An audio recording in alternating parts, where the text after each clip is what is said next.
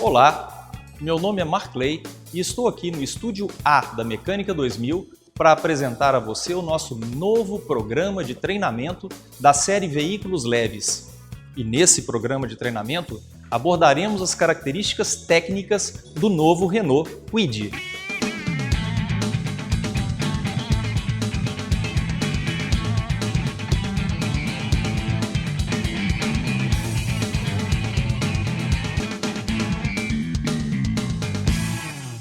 A Renault enquadra o Kwid em uma nova categoria de veículo, criado por ela e denominada SUV compacto. Não chega a ser um SUV na concepção original da palavra, porque as dimensões são muito menores. Mas algumas características do SUV foram incorporadas ao projeto do Kwid. Uma delas, segundo a fabricante, é a posição mais elevada de dirigir em relação aos outros sedãs e hatches convencionais.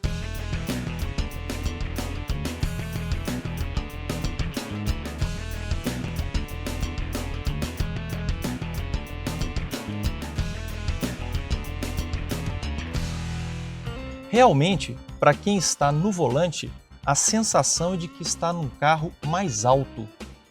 Inclusive, essa sensação ela é intensificada pela presença do capô no campo de visão. Aqui dentro tem várias características que a gente poderia associar a um SUV. Inclusive, o fato do painel ser aparentemente mais elevado do que o normal. Agora, todos esses itens, eles são importantes na hora de uma decisão de compra. Tem muito mais a ver com a aplicabilidade do carro, com as características de conforto, do que estritamente aspectos associados à reparação. O que interessa para nós aqui da Mecânica 2000 não é bem essas características gerais, e sim como são os sistemas que estruturam esse carro. Quais são os sistemas mecânicos, por exemplo, freios, suspensão, direção, grupo motopropulsor, principais características, como funciona o sistema de injeção, é completo, é incompleto. Todos esses elementos é que configuram o conhecimento necessário para se empregar no ato da reparabilidade. E esse é o caminho que nós vamos seguir daqui para frente, ok?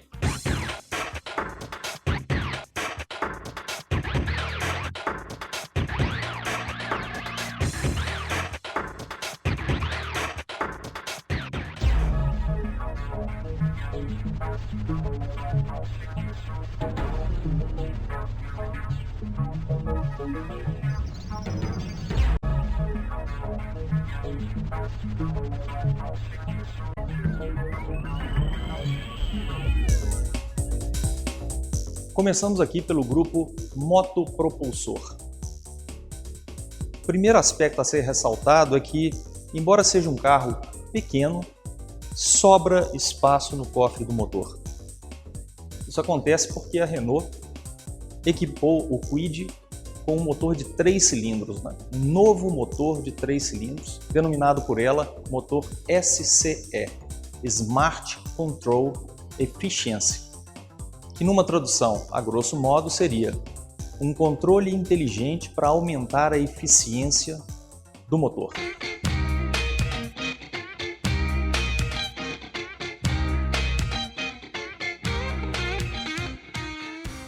O motor SCE é integralmente confeccionado em ligas de alumínio.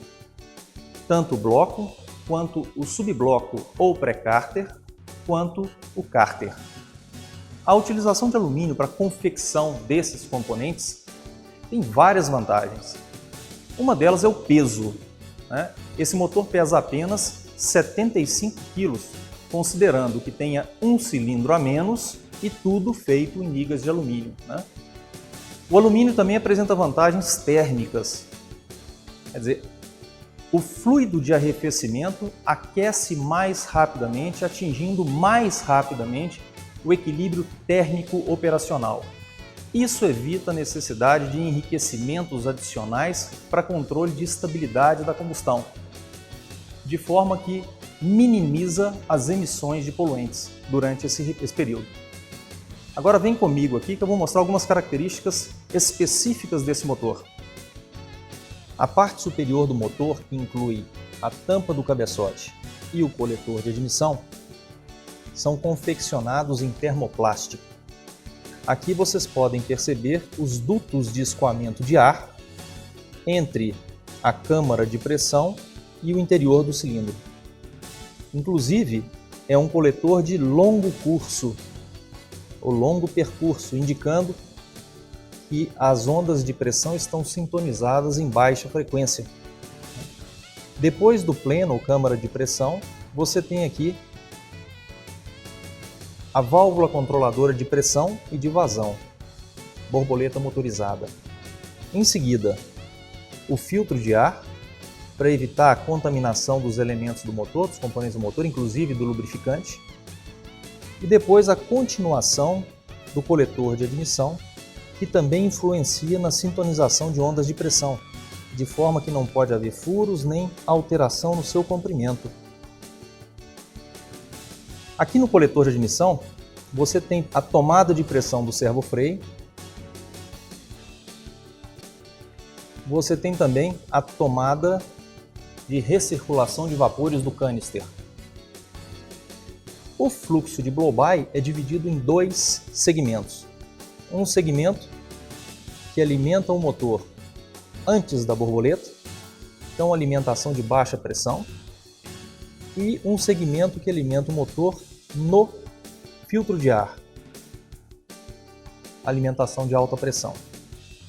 Quando o motor está operando em marcha lenta, o escoamento ocorre aqui. Quando o motor está operando em plena carga, entra por essa região. Aqui também você pode notar que o escoamento, o coletor de admissão joga ar, admite ar por um lado no motor e no outro lado fica o coletor de descarga. Isso produz um escoamento tipo fluxo cruzado. Ar entra por aqui, por esse lado, e gases de descarga saem pelo outro lado. Essa é uma configuração dos coletores que aumenta a eficiência volumétrica de admissão, um benefício para o desempenho.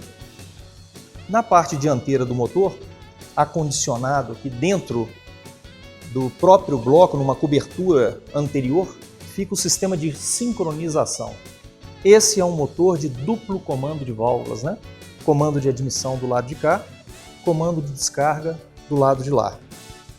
A sincronização entre o movimento dos comandos, né, e o movimento da árvore de manivelas é feito por intermédio de uma corrente de distribuição. Aqui as mesmas características importantes no aspecto manutenção. A substituição, a necessidade de substituição da corrente é um período bem mais extenso, bem mais longo do que as correias dentadas. Mas é importante que você, reparador, saiba fazer a substituição correta no caso de haver a necessidade. Então o próximo passo nosso, aqui quando se trata do motor em si, é realizar integralmente o procedimento de substituição da corrente de distribuição. Então nós vamos desmontar toda a parte superior do motor, desmontar a parte frontal, retirar todos os acessórios para expor a corrente e observarmos quais são os pontos de sincronismo. Comece desconectando o cabo negativo da bateria.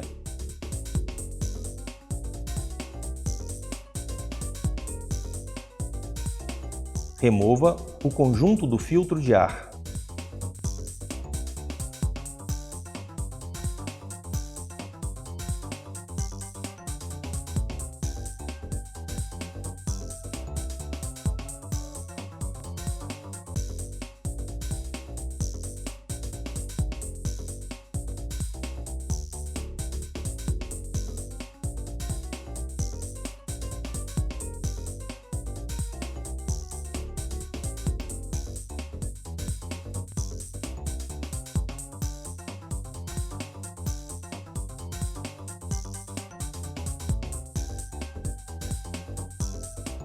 Remova a borboleta motorizada.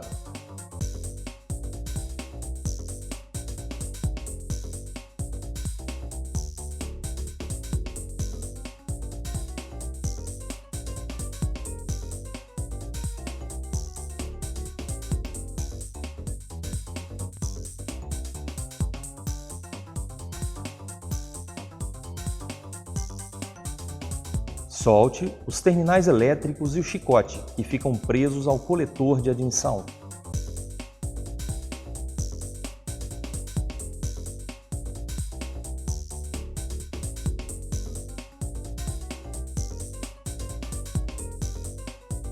Solte todas as mangueiras presas na parte superior do coletor de admissão.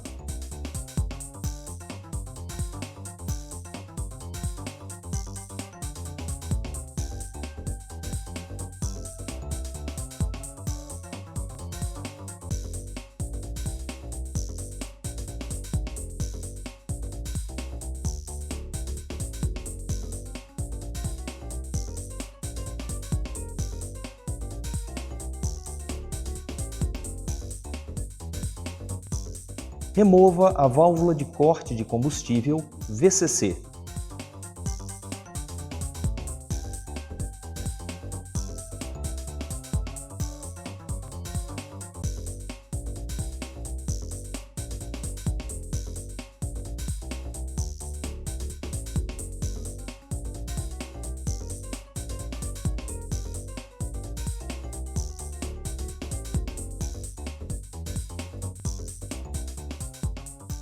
Remova o coletor de admissão. São 3 parafusos superiores e 4 parafusos inferiores.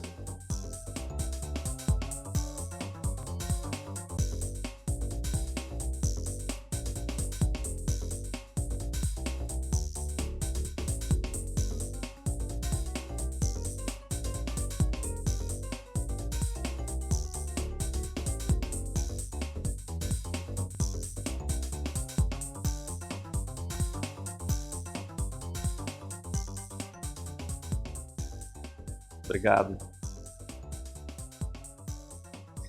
Retiramos aqui o coletor de admissão do motor SCE. Aqui vocês podem notar os dutos de escoamento de ar. Os 3 dutos de escoamento de ar correspondentes aos 3 cilindros do motor. Como eu disse, é um duto longo, um duto de longo percurso. Um indicativo de que há uma sintonia de ondas de pressão em baixas frequências. Outro aspecto a ser considerado aqui é o achatamento do acoplamento do coletor lá no cabeçote. Um dos aspectos é o fato de que esse motor tem 2 válvulas de admissão por cilindro. Então, o maior comprimento tem a função de permitir esse acoplamento nas 2 válvulas, né? Mas exerce também uma função, outra função importante, que é a função de indução de turbulência. O ar, quando passa por essa região mais achatada, gira dentro do cilindro no movimento chamado em inglês de tumble, ou turbulência por tombamento. Isso aumenta a homogeneização da mistura e reduz as emissões de poluentes.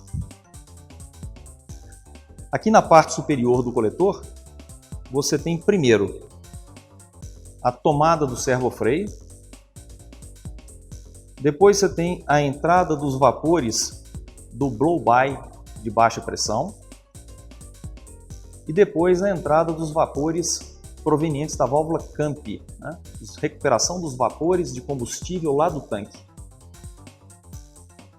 Na lateral, um pequeno orifício onde é acoplado, alojado a válvula VCC, válvula de corte de combustível. É aqui que é injetado a gasolina no período de partida a frio. Do lado de cá, o local de acoplamento da borboleta motorizada. E na parte de cima, um sensor que nós aqui da Mecânica 2000 denominamos CMD, que é o conjunto medidor de densidade. É o sensor de pressão absoluta acoplado ao sensor de temperatura do ar. Por isso, permite a determinação da densidade do ar dentro do coletor de admissão. Outro aspecto que requer uma observação importante é que a vedação entre o coletor de admissão e o cabeçote é feito por juntas de borracha. Muita atenção na hora de fazer o acoplamento para que elas se mantenham na posição e evite fugas, né, entradas de ar falso, pode prejudicar a operação do motor, principalmente em marcha lenta. No mais, um coletor relativamente simples. Vamos continuar lá os procedimentos. Retire as bobinas de ignição.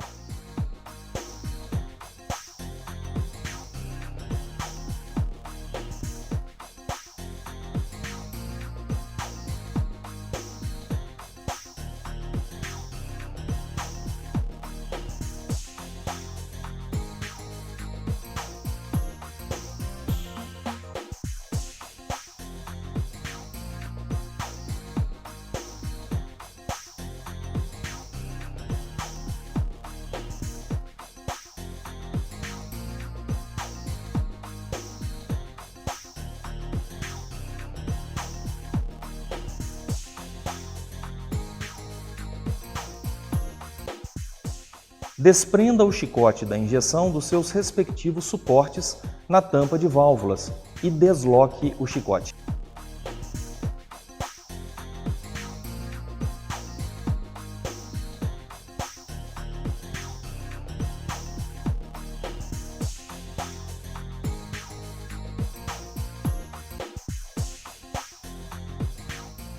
Solte os 12 parafusos da tampa de válvulas.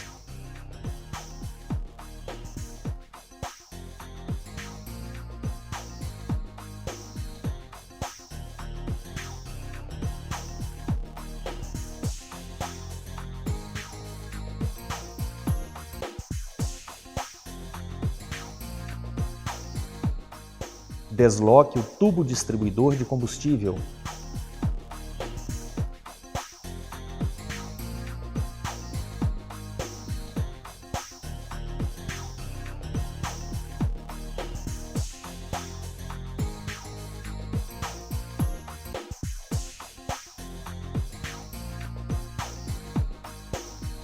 Nesse momento da desmontagem, chamamos a atenção aqui para um aspecto muito importante.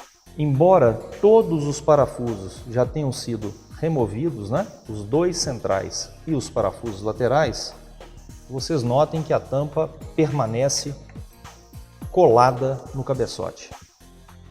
Não utilize aqui nenhum tipo de alavanca para tentar remover, porque você vai quebrar a tampa. Aqui o ideal é o uso de uma espátula de aço fina para cortar o adesivo. Depois de cortado tudo em volta, então sim, faça uma força constante em uma das extremidades aqui da tampa para romper o adesivo que está fixando, né, vedando o túnel das velas. Vocês vão notar que à medida que a gente faz a força, ele vai soltando progressivamente sem danificar a tampa. Veja aí como é que nós fizemos.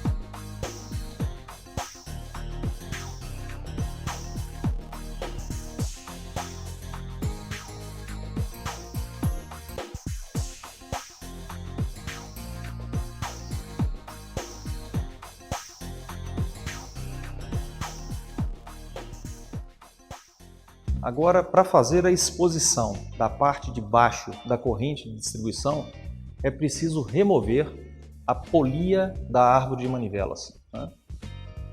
A polia aciona o alternador e a bomba de água e o compressor do ar-condicionado.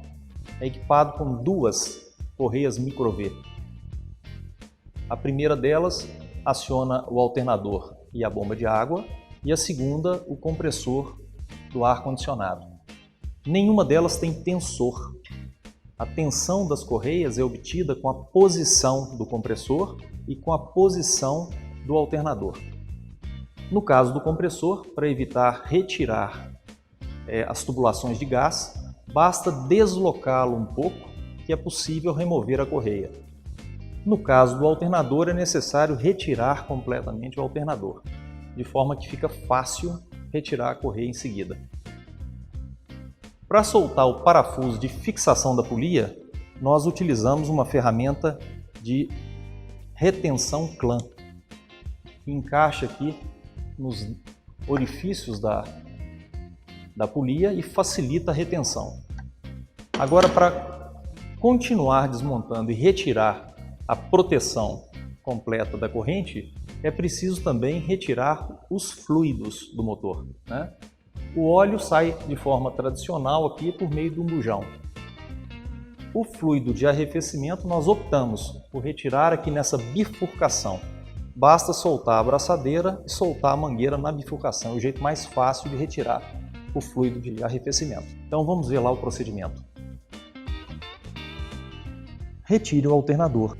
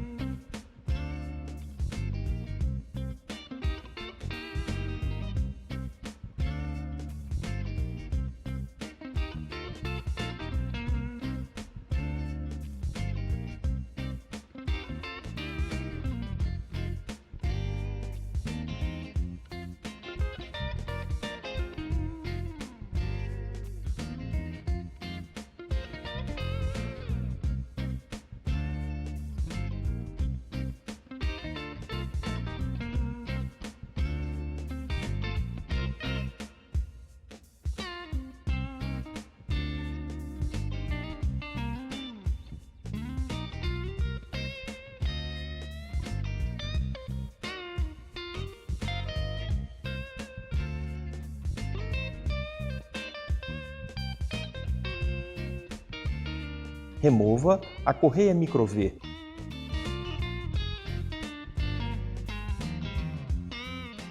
Desloque o compressor do ar-condicionado.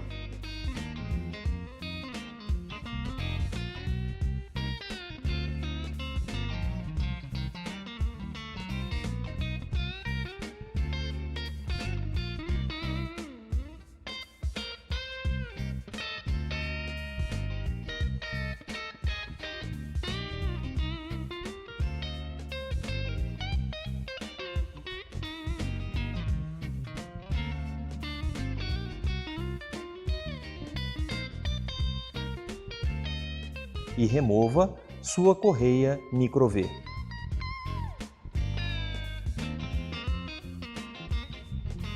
Remova a polia da árvore de manivelas.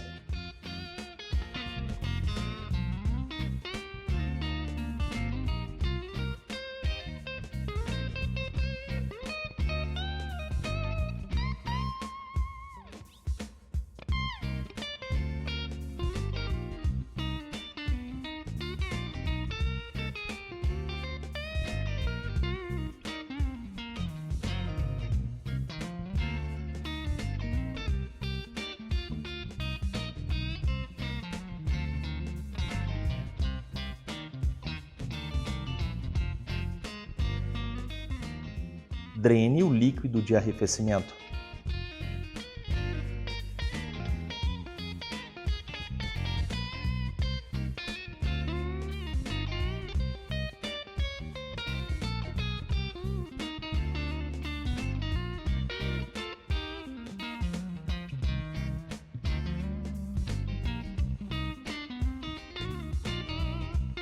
Ao término do escoamento, volte com a mangueira e sua abraçadeira.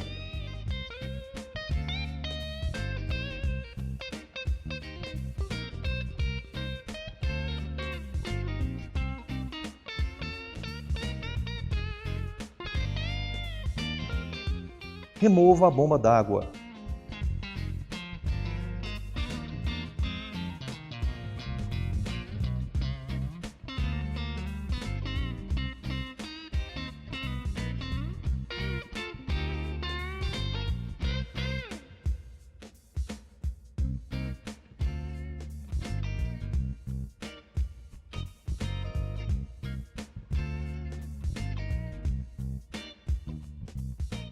Solte a mangueira do sistema de arrefecimento presa à parte traseira da tampa da corrente.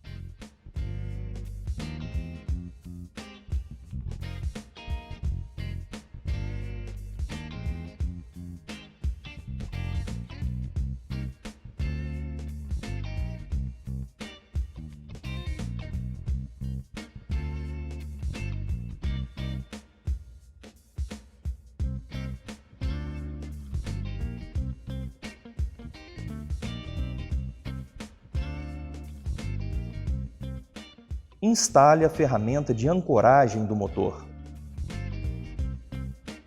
Remova o conjunto do suporte do motor.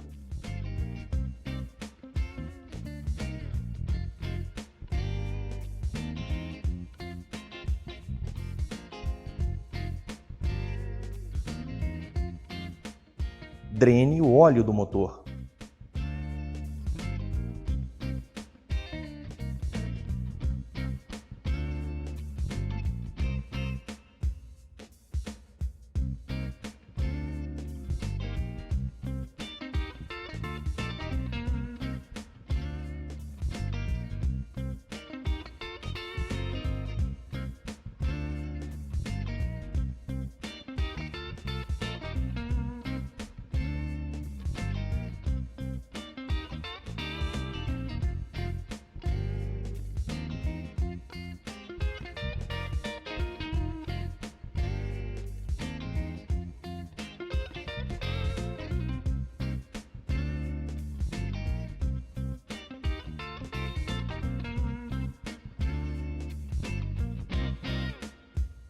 Remova todos os parafusos fixadores da tampa da corrente.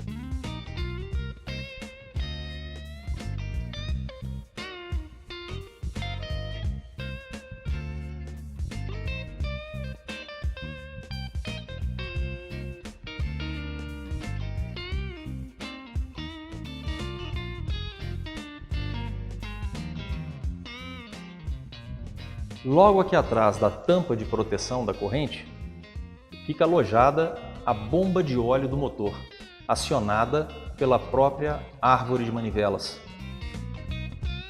Fica também fixado nela o pescador da bomba de óleo. Então, na hora de remoção da tampa, o ideal é afastá-la um pouco e retirar o pescador com ela no próprio lugar. Depois sim, remover a tampa, para evitar danificar o pescador.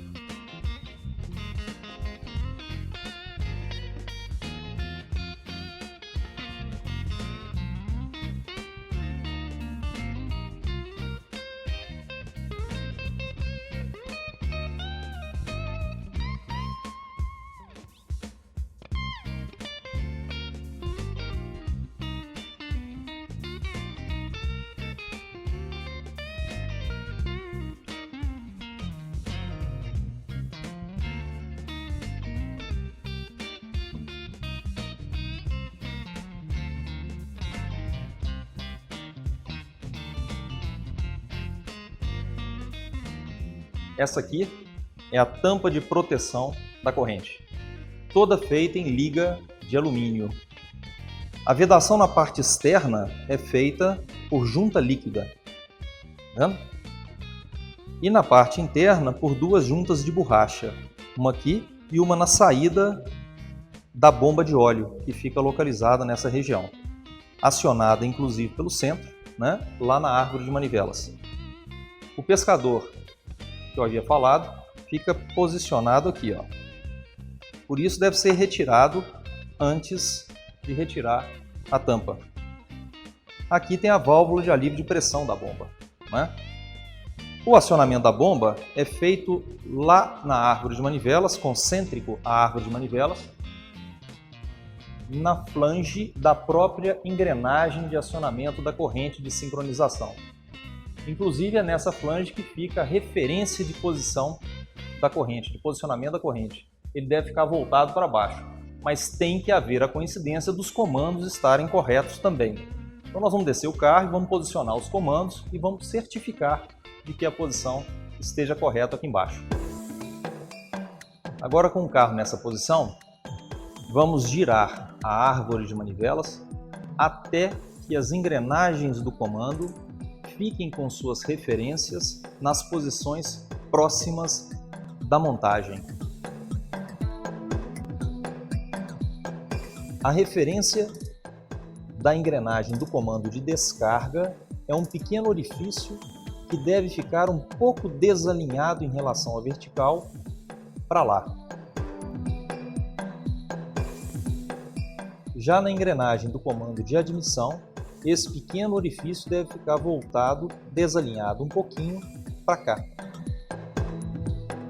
Essa é uma posição que facilita a montagem da engrenagem depois. Não está na posição ainda, porque para estar na posição correta, é preciso que os elos marcados coincidam com as referências, tanto no comando quanto na árvore de manivelas.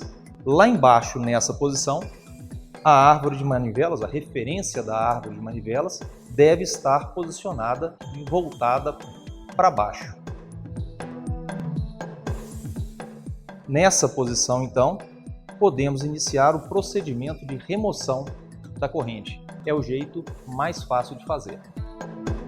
Remova o tensor da corrente.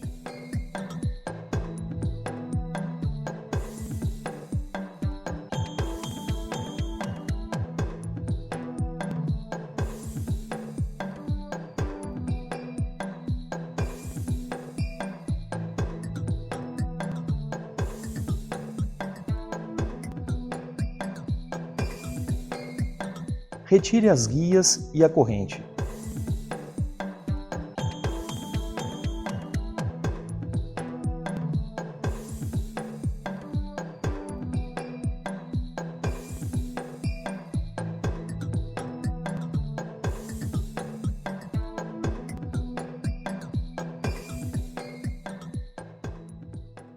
Os comandos de válvulas de admissão e de descarga não são intercambiáveis. Isso porque são estruturalmente diferentes.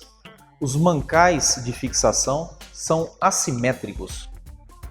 O comando de descarga é fixado aqui na extremidade pelo mancal da extremidade. Depois, após o primeiro cilindro e depois após o terceiro cilindro. Já o comando de admissão é fixado aqui na extremidade, o mancal da extremidade, depois o mancal após o segundo cilindro e depois após o terceiro cilindro. Então não é possível inverter a posição do comando, porque esses dois mancais mudam estruturalmente o comando de válvulas. Outra característica interessante é que o ressalto, o outro lado do ressalto do canes, é mais estreito, exatamente no momento em que ele só precisa sustentar a posição da válvula e não abri-la. É nesse momento que se reduz o atrito pela redução da área de contato. O comando de admissão tem a mesma característica do comando de descarga. Os tuchos ficam alojados em um berço que pode ser removido retirando-se os parafusos de fixação dos mancais. A mesma coisa ocorre com o comando de admissão.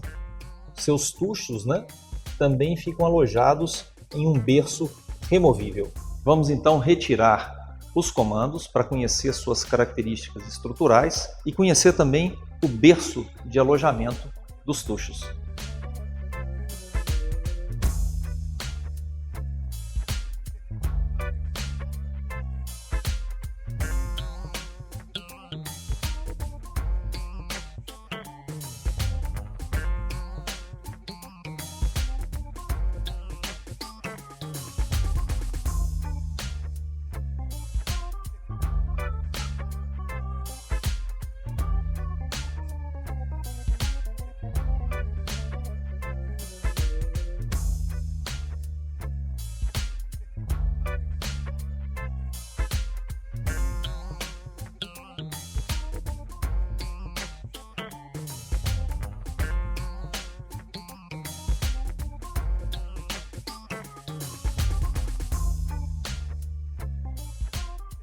Remova os comandos com as suas respectivas engrenagens.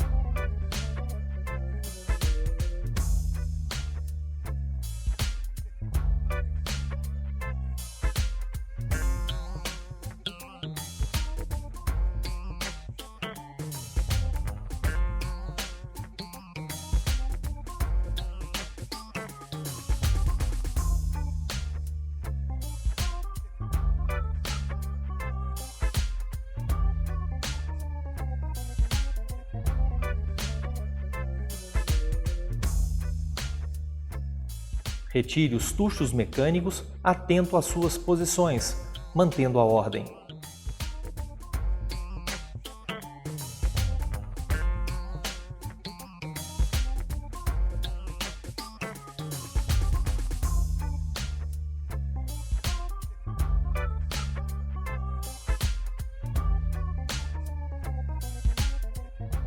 Esse é o comando das válvulas de admissão.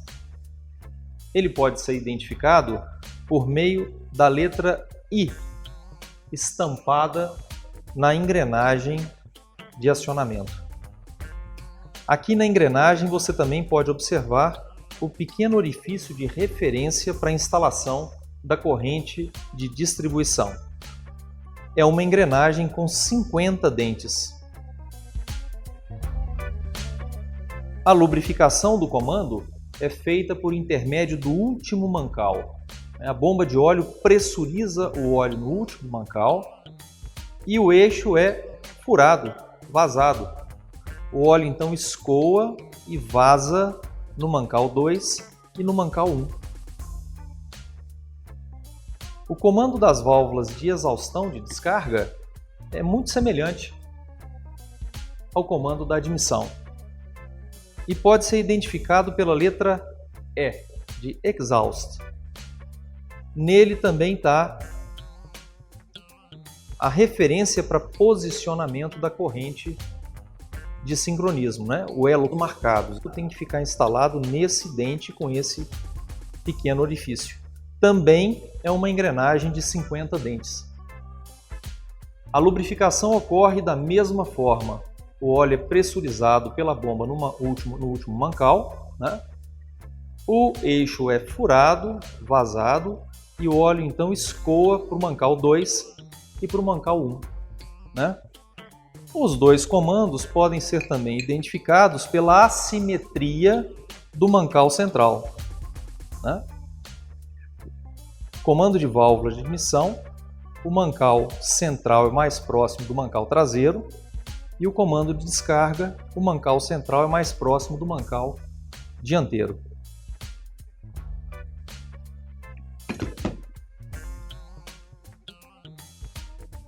Esse motor é equipado com tuchos mecânicos, então requer uma inspeção periódica da folga das válvulas. As válvulas de admissão têm folgas de aproximadamente 35 centésimos de milímetro. e as válvulas de descarga têm folgas com aproximadamente 45 centésimos de milímetro. Esses tuchos podem ser adquiridos com sobremedida e os valores da sua espessura ficam estampados aqui no fundo dele. Na hora de remover os tuchos do motor, é bom que se coloque todos eles alinhados e não mexa na posição, porque na hora de recolocar, isso pode modificar a folga das válvulas, né? Que estava correto antes. A instalação do conjunto lá no motor deve ser feita primeiro colocando o berço dos tuchos. Ele encaixa e trava na posição. Em seguida, coloca os tuchos. Depois coloca o comando de válvulas e em seguida as capas dos mancais.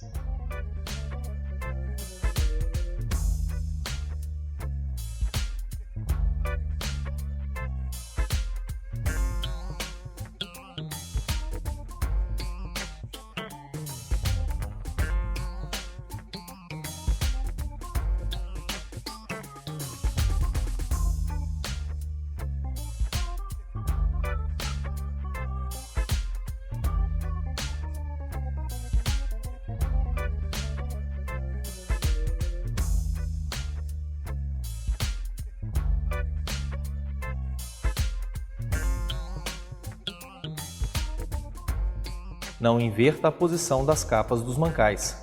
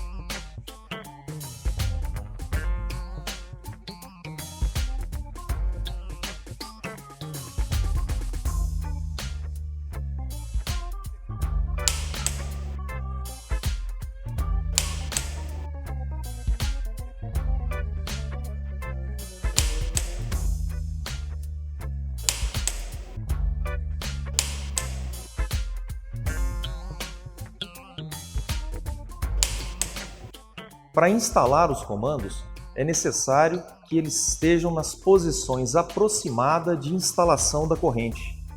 No caso do comando de admissão, a referência deve ficar um pouquinho deslocada da vertical para a esquerda, e no caso do comando de descarga, deslocada um pouquinho da vertical para a direita.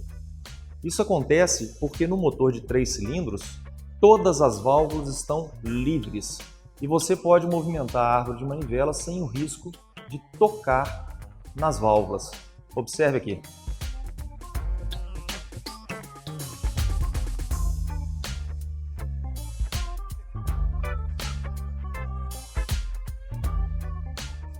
Se a árvore de manivelas estiver com a referência apontando para baixo na vertical, é sinal que o êmbolo do primeiro cilindro está no ponto morto superior. Por curiosidade, eu vou movimentar o comando de válvula de admissão e o comando de válvula de descarga para você ver que a válvula toca o êmbolo. Vou fazer isso cuidadosamente para não danificá-la.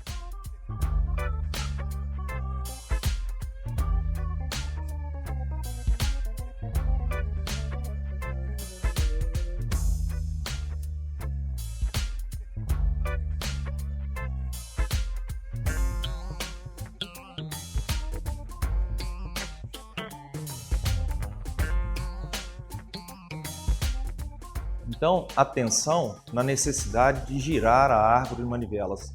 Tenha certeza de que todas as válvulas estejam livres para evitar danificá-la. Agora nós podemos continuar a instalação da corrente, que inclusive é uma corrente de rolo de dupla carreira.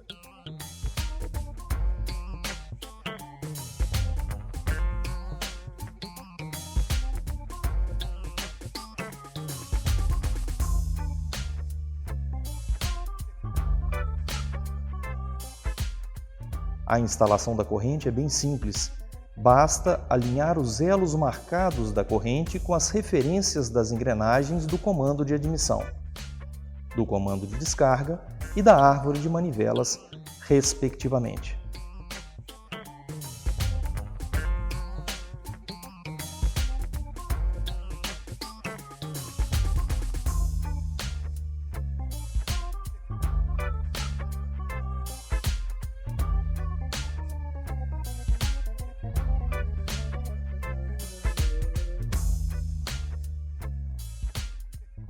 Após instaladas as guias da corrente, verifique se as referências permanecem alinhadas na engrenagem do comando de admissão, do comando de descarga e da árvore de manivelas.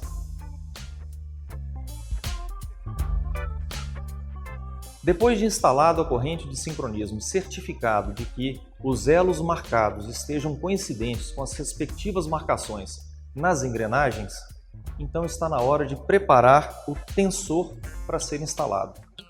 Na verdade, nós aconselhamos substituir o tensor toda vez que for trocar a corrente, mas no caso da necessidade de reutilização, fica a dica de como remontá-lo. O tensor é composto pelo cilindro, que é também o apoio, a carcaça de apoio, uma válvula unidirecional, um anel elástico, uma mola, um apoio para a mola e o êmbolo. Nós precisamos utilizar uma chave Allen número 2, um alicate de bico chato, nós estamos usando o alicate Clan, bico chato, e uma chave fenda. O procedimento é o seguinte: primeiro, introduza dentro do cilindro a válvula unidirecional.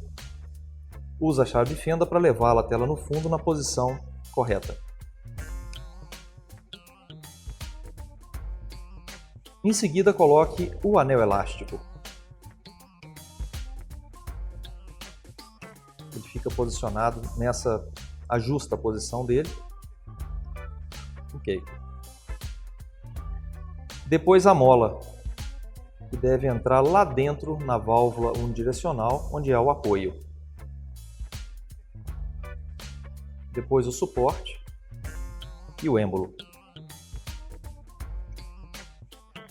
Agora é preciso passar o êmbolo pelo anel elástico.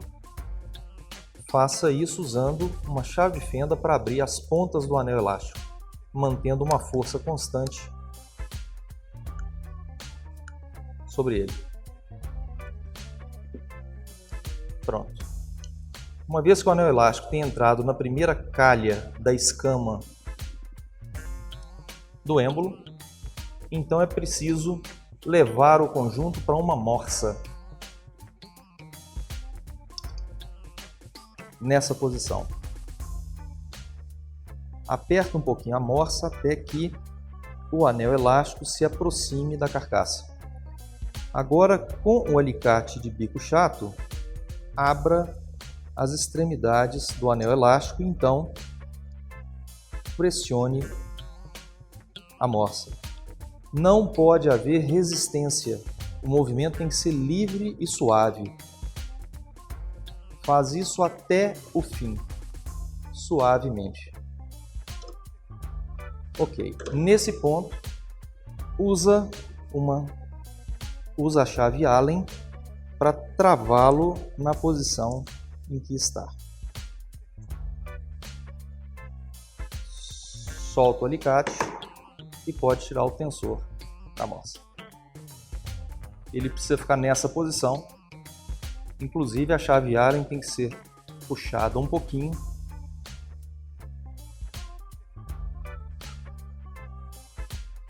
para permitir a adaptação, o acoplamento, o alojamento do tensor no cabeçote do motor.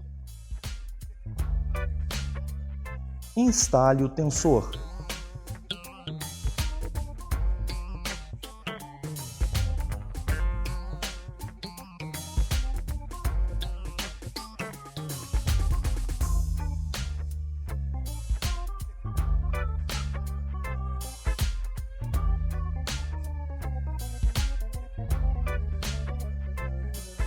Em seguida, libere o tensor para tensionar a corrente.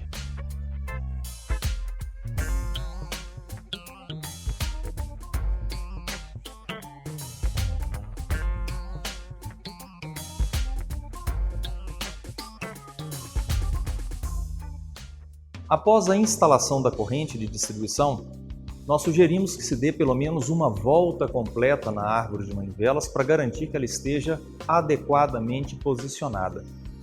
Depois desse procedimento, os próximos procedimentos são apenas de remontagem dos componentes retirados.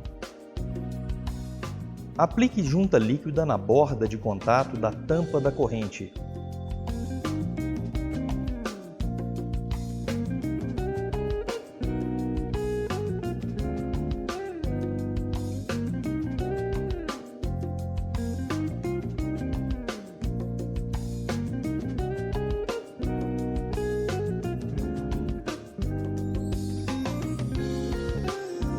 Posicione a tampa.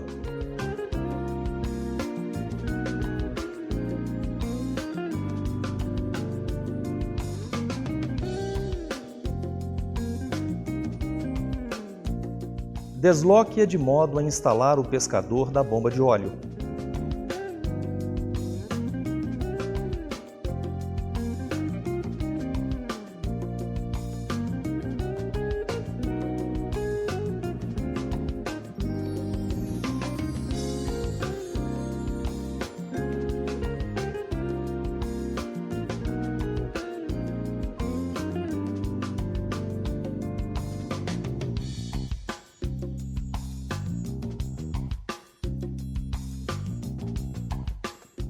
Na sequência, fixe a tampa por seus parafusos.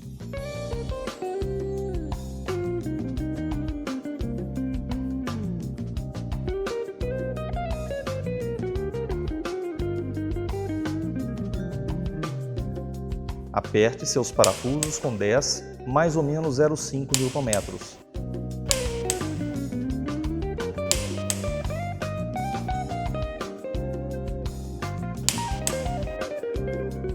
Instale a bomba d'água. Aperte seus parafusos com 10, mais ou menos 0,5 Nm.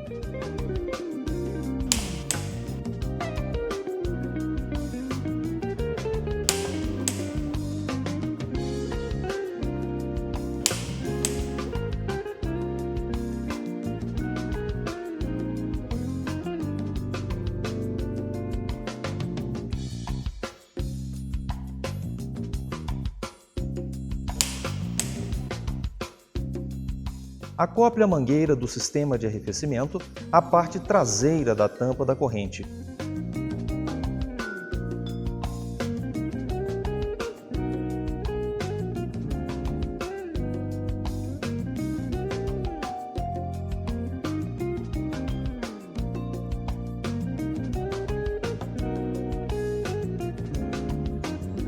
Instale a polia da árvore de manivelas. Volte com o compressor do ar-condicionado e sua correia micro-V. Instale o alternador. Instale a correia micro-V. Ela movimenta as polias da árvore de manivelas, do alternador e da bomba d'água.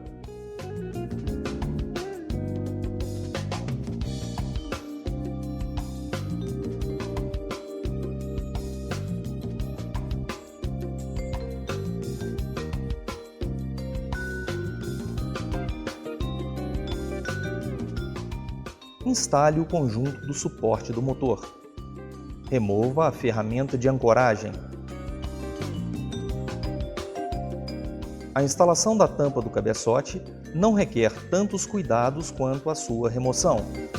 Basta aplicar a junta líquida em toda a borda de contato da superfície e acoplar a tampa suavemente sobre o cabeçote.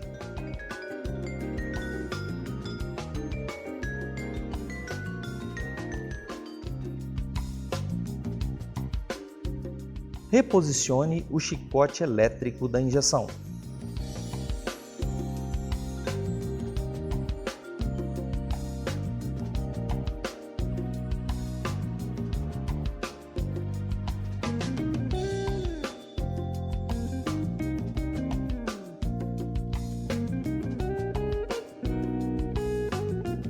Instale as bobinas de ignição.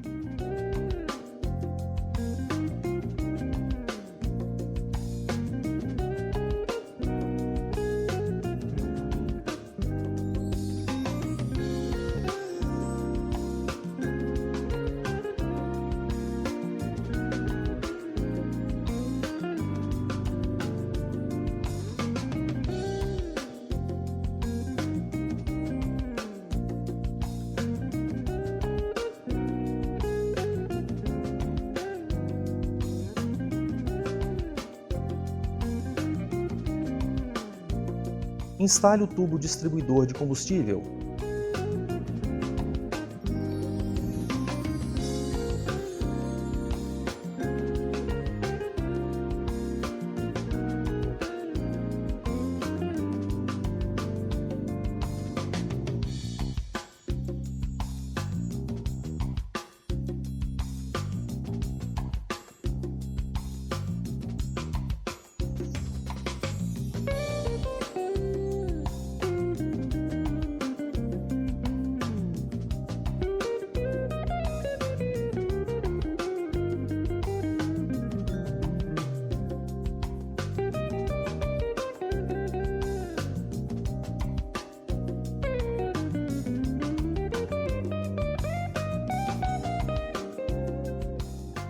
Instale a tampa de óleo.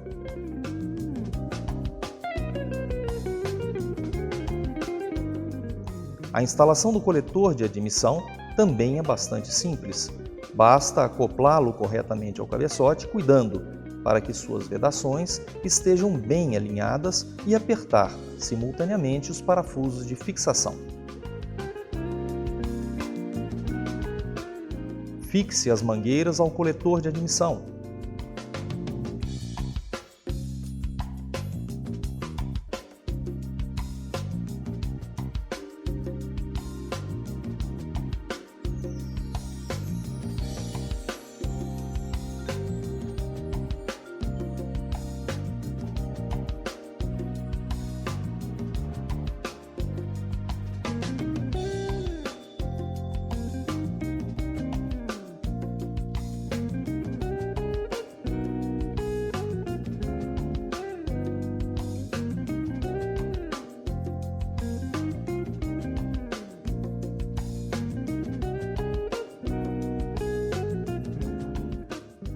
Instale a borboleta motorizada. Conecte os terminais elétricos do sensor CMD e da borboleta.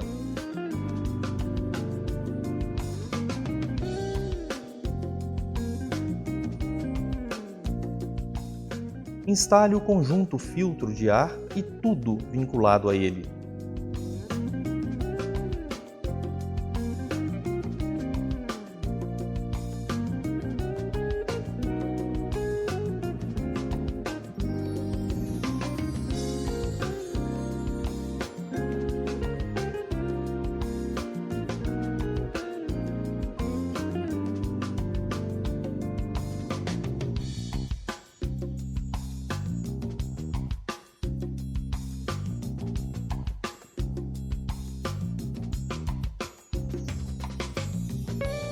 Instale a VCC.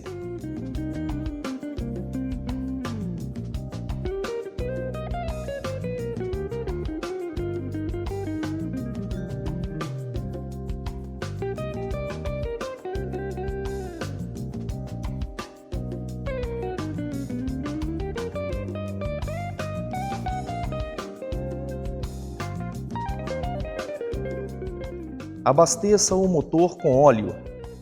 Segundo as especificações do fabricante, recomenda-se a utilização do óleo SAE 10W40. A capacidade do sistema é de 2,6 litros.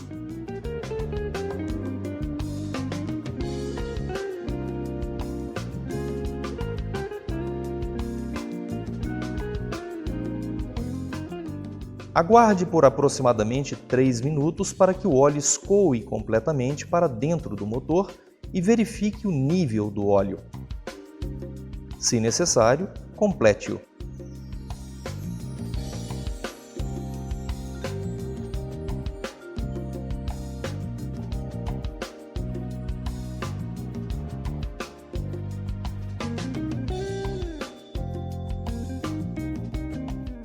Abasteça o sistema de arrefecimento e seu reservatório. A capacidade do sistema é de 4,3 litros e a proporção recomendada é de 50% de aditivo e 50% de água destilada.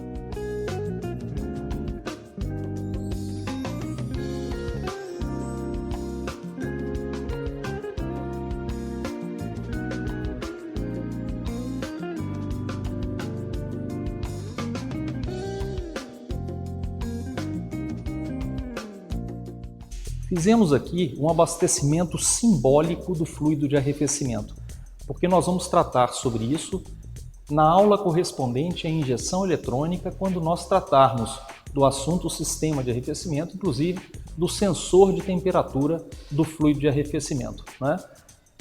Agora, nesse ponto, estão concluídos os procedimentos de instalação da corrente de distribuição, né? De substituição da corrente de distribuição. Agora requer que a gente ligue o motor e avalie a estabilidade de funcionamento. É claro que se os procedimentos foram feitos corretamente, não há nenhuma possibilidade de falha. Mesmo assim, é importante ligar e ter a certeza de que o funcionamento é estável dentro dos níveis de vibração característicos de um motor de 3 cilindros. Então vamos lá.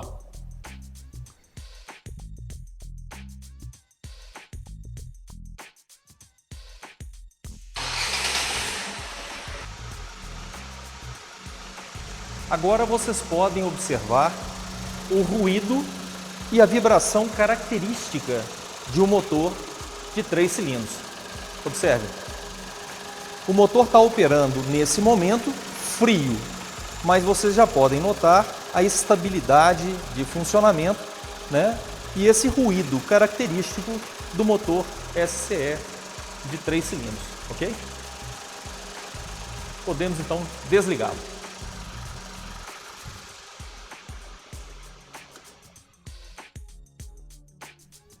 Com isso, concluímos a nossa primeira aula do programa de treinamento do QID, né? Agora, gostaria que você se preparasse para a nossa segunda aula, onde nós vamos tratar da substituição da embreagem, não é? Caso haja alguma dúvida com relação à substituição da corrente de distribuição, sugerimos que assista o vídeo quantas vezes forem necessários e consulte o Manual Mecânica 2000, que tem os procedimentos de forma resumida, ok? Então, concluído todos esses procedimentos, podemos dar andamento ao nosso curso para a nossa próxima aula. Vamos lá!